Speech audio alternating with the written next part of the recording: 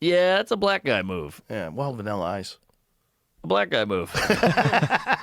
Earthquake. They all have cool Right. names. Lil Wayne. You got to have a cool name if you're a black guy. Right. Very few comics have done that. Earthquake's one of the few. We had Hamburger for a Larry minute. the Cable Guy. There you go. Yeah. There's a white guy doing it. Dice Clay. Yes. That's a fake name. right. So a couple guys did it.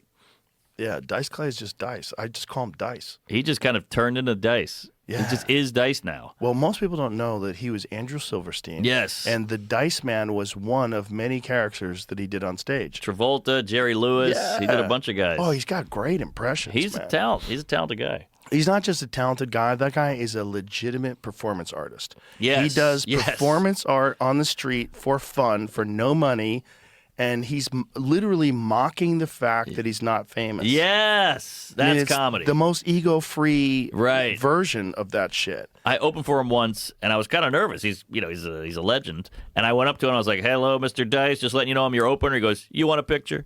And I'm like, "No, I'm just letting you know I'm your opener. How much time do you want me to do?" He goes, "You want a picture?" And I'm like, "I don't need a picture. Just how much time do you want me to do?" He goes, "Get over here," and he gets me in a headlock and takes a picture.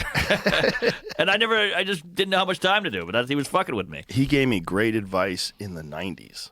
Uh-huh. I was doing news radio, and I was just doing the store and the Laugh Factory and the Improv. He's like, "You should do the road." And I said, "Really?" I go, "Why?" He goes, "You don't want to be relying on these fucking jerk-offs to make your living." He goes, "You're a funny comic." He goes, "You could be headlining all over the country, making a good living. You don't need these fucking people." That's really nice. It was the smartest thing that anybody ever taught me. You got to do the road. I had to do the road because I was doing like 15-minute sets, and then I never was really headlining for like a few years. Yeah. And I did back when I lived in New York, and then all of a sudden I was like, he's right. And then I started really putting together an hour, like a solid hour on the road, and it got way better. Yeah. My act got way better, and then I realized like if a show gets canceled, I can still make a living. Right.